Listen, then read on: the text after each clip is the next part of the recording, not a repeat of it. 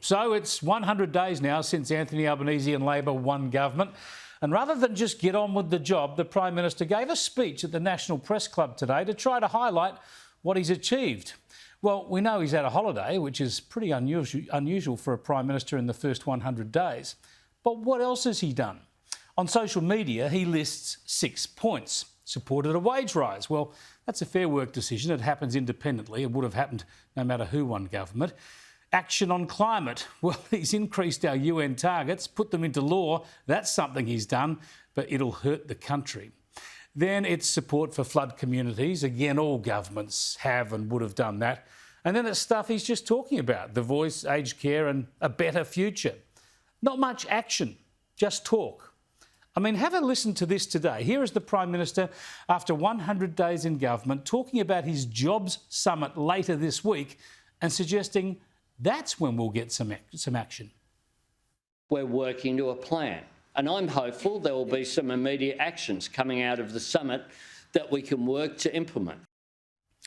Dear oh dear, how can he be waiting for the summit? We already have business and unions talking about new industrial relations deals, so obviously you don't need a summit for that. And the point is that Australians were told time and again before the election that Labor actually had a plan. Apparently, it was ready to go. I know that Labor has the right plans and the right policies and the right people for this moment. That's our plan for a better future. And that's what today is all about. Labor's plan for a better future. I'm here at the National Press Club today to outline Labor's plan for a better future. We have a plan to end the climate wars. We have a plan to make more things here in Australia. It is a plan for a better future. I began this campaign outlining Labor's plans to build a better future. A plan built around the lessons from these last 2 years. We need a Labor government with a better plan for a better future. That was a pretty clear message, wasn't it? But apparently it turns out the plan was to have a summit to discuss how to come up with a plan for action.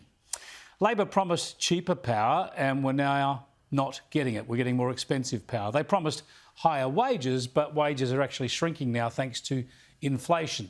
Now, you can't change the economy in 100 days. No one would suggest that. But you might have done something, implemented a policy. Instead, we're getting platitudes that seem to fly in the face of reality. After a wasted decade, we are not wasting a day. From the moment we were sworn in, we've been working to clear away the mess and chaos of a government who dealt in short-term political stitch-ups, not long-term solutions. We've hit the ground running.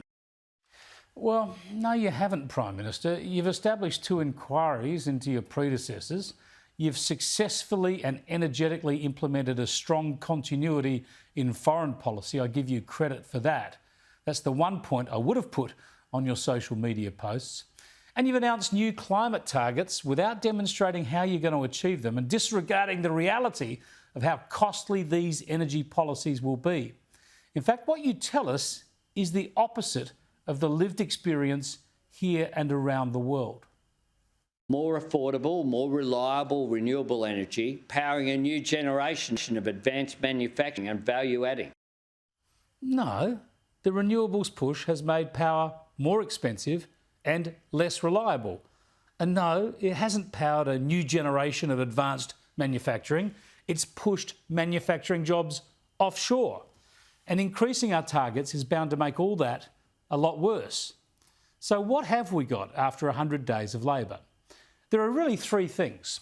First, a welcome and strong start on foreign policy, as I said, that keeps our national positioning and strategic alliances on the right path. Second, a promise to ramp up our climate action that will do enormous ongoing economic damage to this country without delivering any environmental benefit, and it'll be the undoing of the government in the medium to long term. And third, a lot of talk, just talk, platitudes and vague ideas about economic reform, about productivity, about an Indigenous voice to Parliament, and about new green jobs. It's way too early to make clear judgments about this government.